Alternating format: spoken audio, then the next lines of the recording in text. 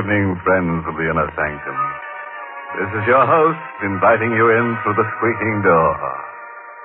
I just left a friend of mine. He runs an all-night billiard academy near the cemetery. As after midnight, he uncovers the ghoul tables. But no rough stuff in his place. No, he settles all arguments by arbitration. Simply lifts the shroud and points out they haven't a leg to stand on. Believes the old motto that a fiend in need is a fiend indeed.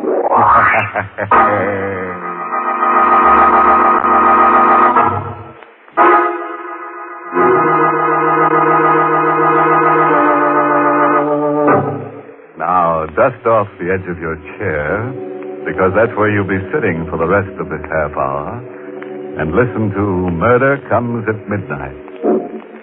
This is the story of how one average family, even as yours and mine, spent a quiet night at their rented country house. A night of terror. As I said, the Cannings were just an average family. Harry was 29 and worked as a sound engineer for a broadcasting studio in the city. Ethel was 27 and had been a school teacher before she was married. Now she was kept pretty busy between writing the great American novel and taking care of Judy, her 7-year-old daughter. This was the first year they had rented a house in the country for the summer, and Ethel didn't take much to the idea of being alone either. At first, I didn't know what it was that woke me. Perhaps it was because I was expecting Harry. He phoned that he was working overtime. He wouldn't be home till after midnight. I didn't like the idea of his driving 60 miles from this city at that hour. Or maybe it was just because I wasn't used to being alone with Judy in the old house. I got out of bed.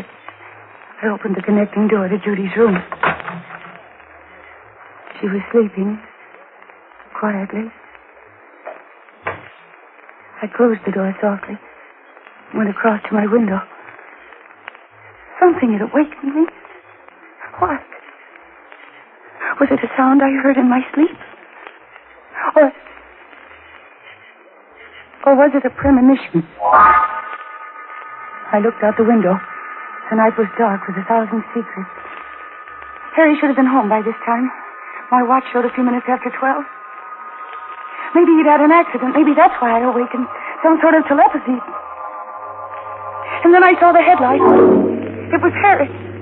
He was turning in our road. The headlight phased me for a moment as he swung into our driveway. Everything was all right then. I'll be right down, Harry. Breathlessly, I raced downstairs to let him in. I was so happy I could cry. It was only then I realized what tension I'd been under, all because of my silly fears. I unlocked the door quickly. Oh, Harry, I was so worried. Sorry to bother you so late, miss. Had an accident with my car. Oh, I thought you were my husband. Oh, sorry to disappoint you. Oh, no, I'm afraid you can't come in. My husband isn't home yet. Well, it won't be for long. Oh, my heavens, you're hurt. It's your arm. Hurt it in the accident. Afraid it's broken. Oh, you poor man. Here, sit down. Yeah. Sit down right here. Oh, that's better. Yes. Your arm's so limp. Do you really think it's broken? I can't tell. It's kind of numb. Oh, dear, I feel so helpless. I don't know what to do. I took a first aid course during the war, but I don't remember a thing. Maybe I better call Dr. Schultz. Oh, please, don't go to the trouble. Oh, it's no trouble. The phone's right here. I said no, doctor. But it's all right. Put down that phone, please. I don't understand. Maybe you understand this. A gun? Put the phone down. Who are you? I'll ask the questions from now on. Your name's Canning, isn't it? How did you know? Name's on the door, isn't it? Oh. What kind of phone is that? What do you mean? Party line? No, it's a private wire. Can you dial, or do you have to ask the operator for the number? No, you just dial. Good. Push the phone over here to this side of the table. Who were you going to call? The phone, please. You better get out of here before my husband comes home. Oh, how do you think he'd make out in an argument with this? Oh. The phone. Thank you. Now step back a little. That's good. Good. I have to put this gun down while I make my call. This arm of mine. But you understand that I can pick it up faster than you could reach it from there, don't you? Yes, I understand. I see we'll get along all right. Oh, operator, get me Plaza 99970. Yeah, hurry, please. Oh, this is 864. Please. After your phone call, you get out. Before my husband comes home. He's late already. You wouldn't turn an injured man out of your house in the middle of the night. Oh, hello, Linda. That's right. I had a little trouble. I hurt my arm. Look, I think you'd better come up here. Yeah, and bring Fred and Doc Stetson along. No. Everything's fine. Won't be any trouble. I'm a guest of some very good friends up here. Canning's the name. Well, you drive up Highway 26 through Accord and turn right when you pass the first gas station. It's just a mile from there. You ought to be here by 6 in the morning. There'll be a light in the downstairs window. Right, Linda. See you in the morning. You can't stay here all night. You've got Shut to go. up.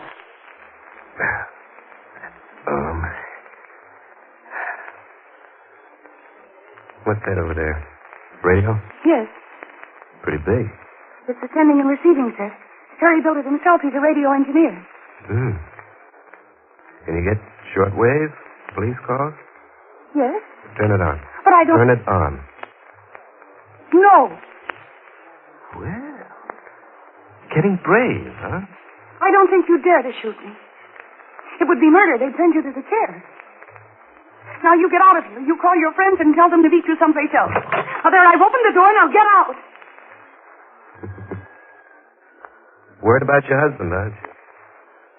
Afraid of what'll happen to him if he comes home now, huh? I want you to go away. And if you don't go now, I'll run out and scream for help. There are other houses in this neighborhood, and somebody will hear me. Oh, go ahead and run. What? I won't shoot you. You won't? I don't have to. What do you mean? You wouldn't dare to run out and leave your kid upstairs. That little red-headed kid with the cute curls. Judy. How do you know I have a daughter? Easy. The doll carriage over there. How do you know she has red curls? Maybe I guessed it. And her name, too? Turn on that radio. All right.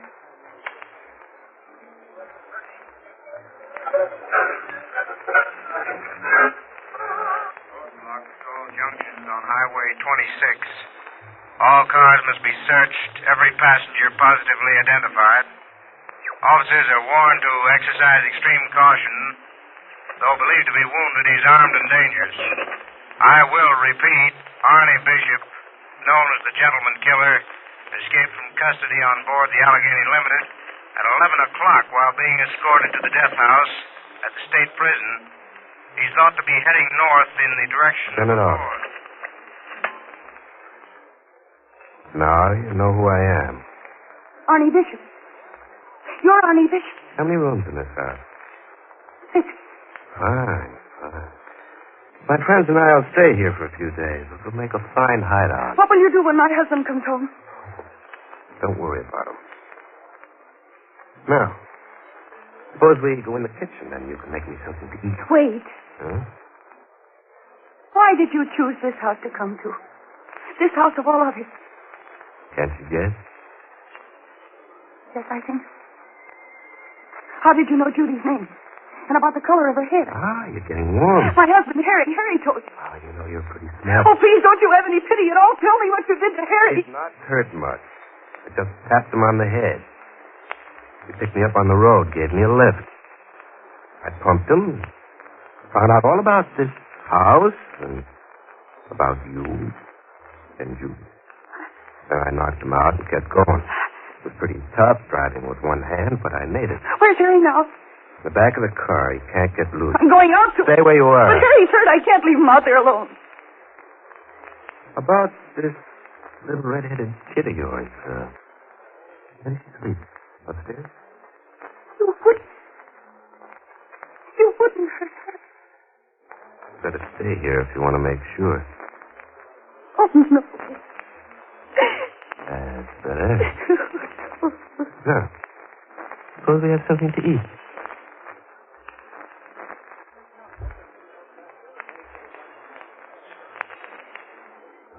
Now let's return to the little white shingled house on the hill, where Ethel Canning is entertaining her uninvited guest, Arnie Bishop. You know, he's a pretty courageous guy for an ex-convict. But then maybe he has the courage of his convictions. But Arnie isn't so smart, you know, tangling with a red-headed gal. He ought to recall that old ditty. How's it go? Beware of a girl with deep red hair. A man is safer in the electric chair. But who can tell how a tale will end out in a sanctum? Let's join them in the kitchen. Oh, excellent bacon and eggs. I'm sure my friends will like cooking when they come. More coffee? Yes, please. Careful. Oh, I was only reaching for the coffee cup. I thought you might have ideas about grabbing this. There's your coffee. What time is it? 20 after 2? 3.5 hours to go before my friends get here. How will they get through the roadblock? Oh, you leave it to them. Oh. What's that? That's the telephone. It's in the living room. You better get to it. Oh, you don't let go of that gun. Oh. You shouldn't have tried that. What are you going to do? Answer that telephone first. Get going. Yes. Anybody in the habit of calling you at this hour? No. All right, answer it. But be careful what you say. Hello? Yes, this is Mrs. Canning. Oh. It's for you. Oh. All right. Lay the receiver down on the table and walk away. That's far enough. Don't try anything. Hello? Linda? Wait, did you get started yet? Oh, where are you? What? Roadblock. Well, you've got to get through. I need Doc Stetson. You've got to make it, Linda. I can't stay awake forever.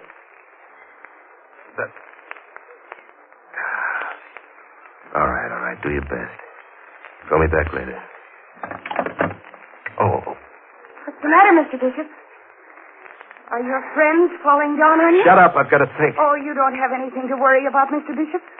Aren't you a guest of the Cannings in the little white shingled house a mile off Highway 26 north of Accord? Oh, you can be sarcastic, too. Oh, I wouldn't dare be sarcastic to you, Mr. Bishop. Especially when you have that gun. And with my husband unconscious in the car, and you threatening to harm my child. Oh, no. No, you still hold all the cards, Mr. Bishop, and you're such a big, strong, brave man. What are you trying to do? Get me mad enough to kill you? Aren't you going to kill me anyway? What makes you think that? Because you're a killer by instinct, Mr. Bishop.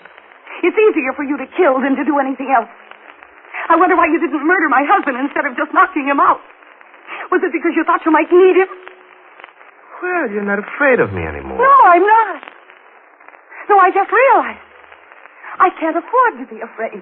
What? I'm a woman fighting for her family, for Harry and Judy. And I've got to use all my wits against you. I can't afford to be afraid. You've got some scheme in that crazy little brain of yours. Yes, Mr. Bishop, I have. I think I found the chink in your armor. You're a coward. Me? Yes, you. You're the one who's afraid now. Your friends aren't coming. You have a wound in your arm that needs treatment, and you know you can't trust me. You don't dare close your eyes even for 5 minutes. And you may have to stay here for several days. How do you like the prospect of staying awake night and day, watching me every minute of the time, afraid that you might drop off to sleep at any minute? Oh, that's how you figure it, huh? Maybe you better kill us all right now, Mr. Bishop. That would be easy, wouldn't it? Just 3 bullets. Then you wouldn't have to worry about watching anyone. That's an excellent idea, Mrs. Canning. Yes. But then you'd have other worse things to worry about. Such as? This is Saturday morning. The milkman will come to collect for the week's milk. The neighbors will stop by to ask if I want my marketing done. And what will you do? Skulk in the cellar while they ring the doorbell? Yeah. And then there's the police. What about the police? They'll surely search this part of the country. They'll be making inquiries at all the houses. Do you want them to find the car outside? With Harry in it? Oh. You figured all the angles, huh? You know, you're pretty smart, Mrs. Canning. I think you're even smarter than Linda. But you forget one thing. Yes? You forget that little girl upstairs. What do you mean? Come along and I'll show you. Upstairs. You stay away from Judy. Oh! Maybe you think you've got everything figured out, but I'm still the boss. Gun muscle hurts, doesn't it? Now, shall we go upstairs? That's better. So you think Arnie Bishop is licked, huh?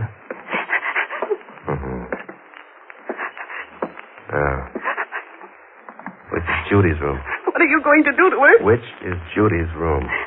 Or you're going to make me open all the doors to find out? No. That one. All right, let's go in. So you first, Mrs. Canning. I warn you, if you hurt You Judy... first, Mrs. Canning. Please don't wake her. Oh, very pretty child. How peaceful she looks. And innocent. Hey, you know, childhood's the best time of life. It's almost a pity to grow up out of it. You couldn't hurt her. Oh, I assure you, Mrs. Canning, I won't lay a hand on her. Oh, no, not on a beautiful child like that. No. But, I've got to protect myself. Let's see. That's the connecting door to your room, isn't it? Yes. There's a key in the door. Lock it, please. Now, give me the key. Thank you.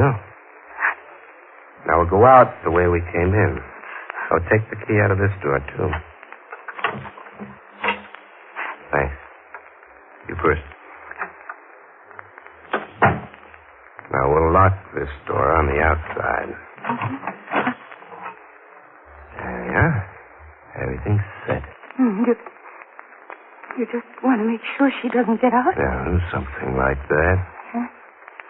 Now, will you pull the mattress and sheets off your bed and bring them out here, please? Are you going to sleep in front of her door? Do as I say. All right. I'll help you. I don't understand. Why do you want to sleep out here?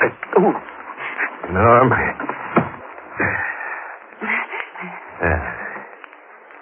Everything just the way I want it. The mattress against Judy's door. But you can't sleep on it that way, half up against the door. I didn't say I was going to sleep on it. Oh, what are you going to do? Mrs. Canning, we'll see if you can figure out how to beat this angle. What do you mean? What would happen if I were to put a match to this mattress and bedding? Oh, no! This whole floor would be in flames in 5 minutes. With both doors locked, Judy wouldn't have much of a chance, would Oh, she? no! Still think Arnie Bishop is licked, Mrs. Canning? You're right about one thing, Mrs. Canning. I am in a corner. With this bum arm, I've got no chance of running if the police come. So if they do, and if I'm cornered, I'll set a match to this mattress and fight them off till the whole house is just a bunch of rubble with Judy in it. You understand me thoroughly, Mrs. Canning. Yes. So it's up to you to see that the police don't come. You're going to lie for me, Mrs. Canning, and you're going to cheat for me, and you're going to kill for me if necessary, because I always have a match ready. Now, do you still feel like trying any tricks? I'll do whatever you say. More like it. Now, The first thing you're to do, go downstairs and run that car into the garage. Get it out of the way. But don't touch your husband. Don't even look in the back of the car. I'll be watching, understand? Yes. Glad we understand each other at last. Let's go.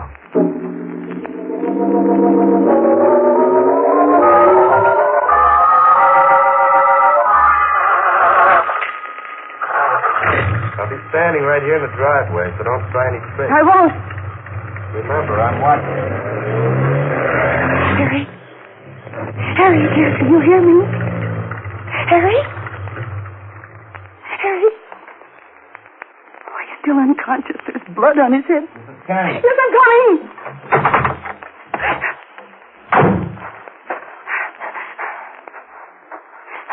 You did take a look at him, didn't you? No. All right. No. All right, come inside. Beautiful night, isn't it? It'll be morning soon. What time is it? Almost 6. The milkman should be here soon. Oh, well, here's where you start lying for me.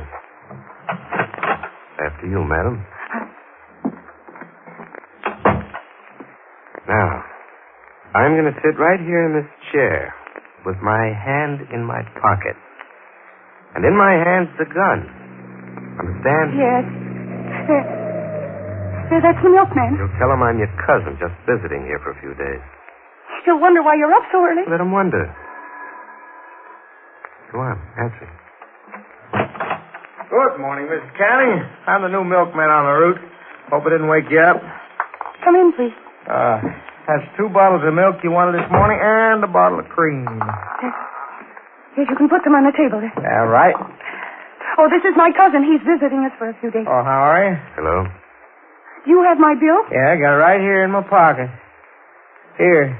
Hey, is that... That's right, Bishop, with the gun. Sit still and take your hand out of your pocket very carefully.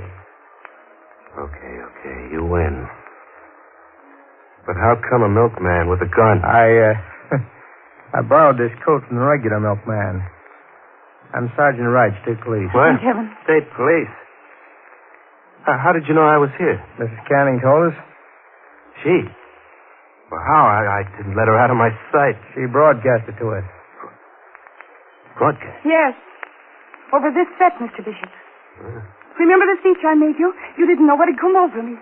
I was really talking to the state police over the short wave. Don't you remember I told you that this was a sending and receiving set, that my husband built it?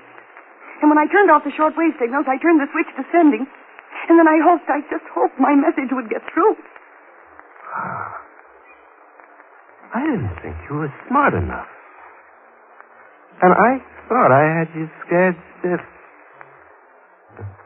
You looked like the kind who would scare easy. Oh, I am, Mr. Bishop, I am. But I warned you. This was a time when I couldn't afford to be scared.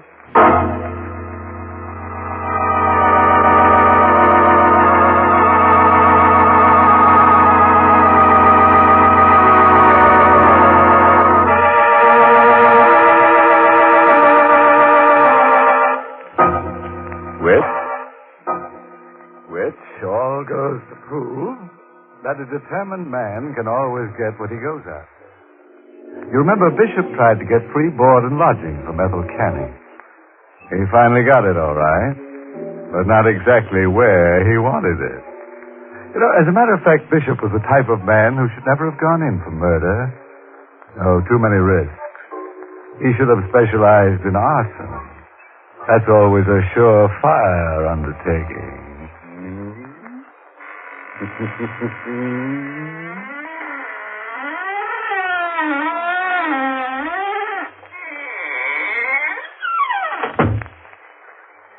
That was your host, Raymond Edward Johnson, closing the door on Inner Sanctum, tonight's performance in the Mystery Playhouse. It's late, Priest, so good night. Sleep tight.